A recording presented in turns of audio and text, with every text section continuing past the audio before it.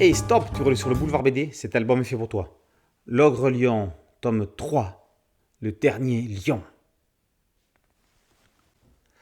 Kagiso n'a nullement l'intention de se laisser faire. Jaloux de son aîné Gozi, le cadet qui a pris le pouvoir ne compte pas laisser son frère qu'il a destitué dans la nature.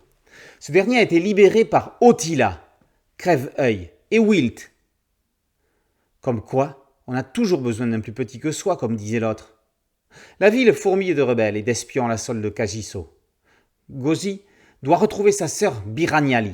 Il cherche à se libérer de son double Bakam qui phagocyte son âme. Seul Yamvo, le zèbre, peut l'y aider par ses incantations. Le lion borgne réussira-t-il à s'exorciser ? Avec l'ogre lion, Bruno Bessadi ne fait pas dans la demi-mesure. On parle toujours de cruauté animale, il la montre.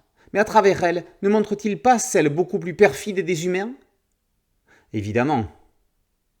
Jalousie et intrigues de cour sont au cœur de la série, tout comme elles sont dans la vie politique du XXIe siècle, même dans un pays soi-disant moderne et civilisé. Si certains héros occupent le premier plan, comme souvent, c'est dans l'arrière-garde que se trouvent les caractères les plus intéressants. Ainsi, Wilt, alter ego du lecteur, spectateur et acteur malgré lui, va se retrouver dans un rôle pivot, tout comme Otila, sans qui l'issue n'aurait pu être que fatale. Elle le sera pourtant fatale. Et le final risque d'en surprendre plus d'un. Si dans Le Roi Lion, version Disney, la mort de Mufasa est dissimulée par le flot des New, dans L'Ogre Lion, à ne pas confondre, les morts se passent au premier plan, mais les résurrections aussi, au moins celle de Gozi. On peut dire que ça gicle, un peu trop parfois.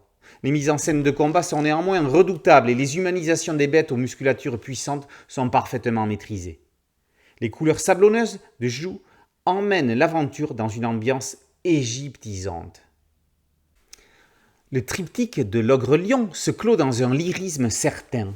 Fable cruelle et saga familiale, il conjugue une violence sauvage avec une histoire d'emprise. Le livre de la jungle et l'exorciste, sur la musique du carnaval des animaux. Tiens, n'est-ce pas le lion qui le premier entre en scène ?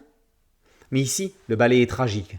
Bruno Bessadi confirme ses intentions dans cette dernière partie d'une histoire minutieusement construite de A à Z. L'Ogre Lion, tome 3, le dernier lion, par Bruno Bessadi, est paru aux éditions Bambou dans la collection Dracou.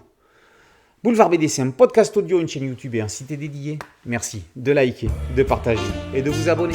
A très bientôt sur Boulevard BD. Ciao.